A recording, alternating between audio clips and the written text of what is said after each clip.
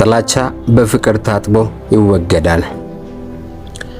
ቻይና ውስጥ ሊሊ የምትባል ወጣት ሴት ባላግብታ ከባሏ እናት ጋር አብሮ መኖር ጀመሩ። በጥቂት ቀናት ውስጥ ሊሊ ከባሏ እናት ጋር ተስማምታ መኖር እንደማትችል ተረዳች። ሊሊ የባሏ እናት በሚሰሩትና በሚናገሩት ሁሉ በጣም ትበሳጫለች። የባሏ እናትም በትንሽ በትልቁ አዘወትረው ሊሊን ይወቅሳሉ። የሁለቱ አለመስማማትና የዘውትር ጭቅጭቅ ባልየውንም በከፍተኛ ችግርና ሐዘን ውስጥ ከተተው። ቻይና ውስጥ በተለመደውና ለዘመናት በዘለቀው የኮንፊሽየስ አስተሳሰብ መሰረት ሊሊ የባሏን እናት ያዘዟትን ሁሉ የመፈጸምና በየቀኑ ለእሳቸው የመስገድ ግዴታ አለባት። ነገር ግን በሂደት ሊሊ የባሏን እናት ብስጭነት እና ፍላጭ ቆራጭነት መቋቋም የማትችልበት ደረጃ በመድረሷ አንድ መፍትሄ መፈለግ እንዳለባት አሰበች። አንድ ቀን ሊሊ የአባቷ የቅርብ ወዳጅ ወደ ሆነውና የተለያዩ መድኃኒቶችን ከእጽዋት በመቀመም ታዋቂ ወደ ሆነው ሚስተር ሃውንግ ዘንድ ሄደች። ሊሊ በባሏ እናት የደረሰባትን በደል በዝርዝር ከነገረችው በኋላ ችግሯን ለአንዴና ለመጨረሻ ጊዜ መፍትሄ ለመስጠት የሆነ መርዝ ቀምሞ እንዲሰጣት ጠየቀችው።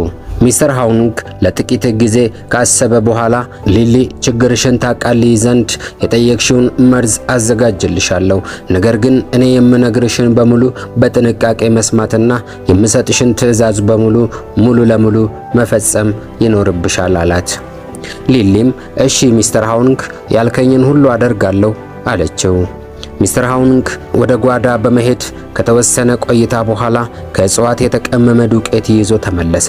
የባልሽን እናት ለመግደል ፈጣን የሆነ መርዝ መጠቀም የለብሽም፣ ምክንያቱም በፈጣን መርዝ ከሞተች ሰዎች አንቺን ይጠረጥሩሻል።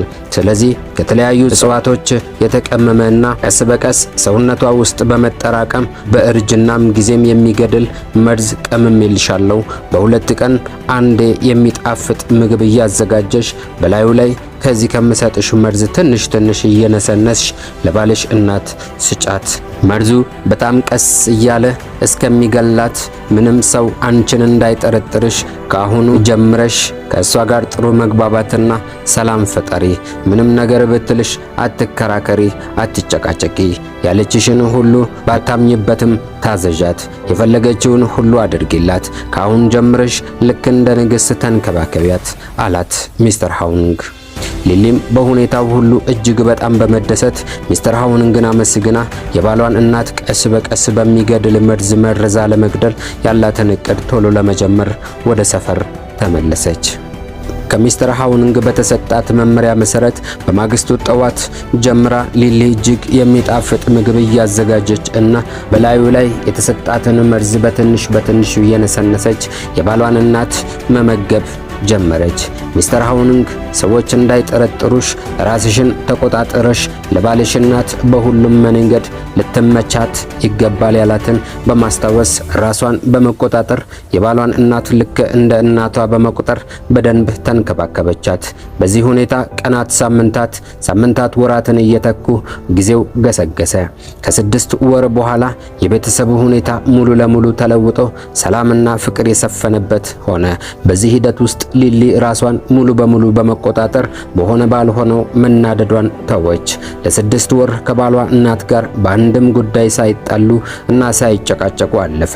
እንዲያውም የባሏ እናት ደግ እና አሳቢ ሆነው አገኘቻቸው።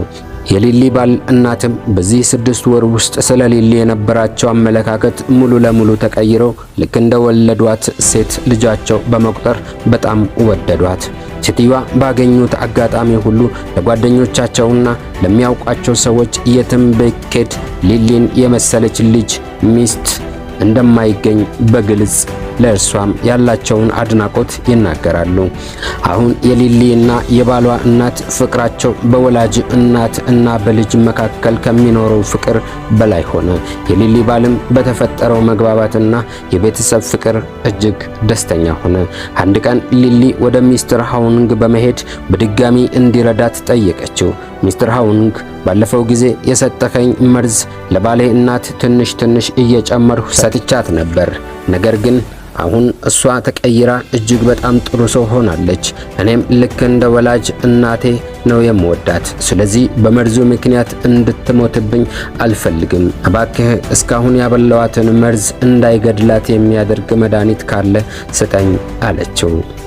ሚስተር ሃውንግም ሳቅ እያለ ራሱን በመነቅነቅ ባለፈው ጊዜ የሰጠውሽ መርዝ ሳይሆን ከተለያዩ እጽዋቶች የተቀመመ የቫይታሚን ድብልቅ ነበር የነበረው። መርዝ አንቺን ጭንቅላት ውስጥ ስለ ባልሽ እናት የነበረሽ የተሳሳተ አመለካከት ብቻ ነበር።